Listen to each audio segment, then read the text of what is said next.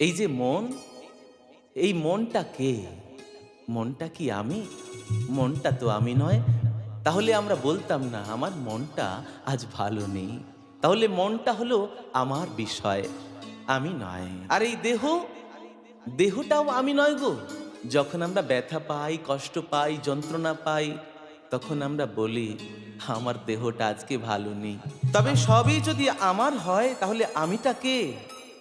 পরমাত্মার অংশরূপে আত্মা, নামান্তরে ঈশ্বর পরম কৃষ্ণ সচ্চিদানন্দ বিগ্রহ সচ্চিদানন্দ বিগ্রহ অনাদিরাদি গোবিন্দম সর্বকারণ যিনি কারণম। সর্বকার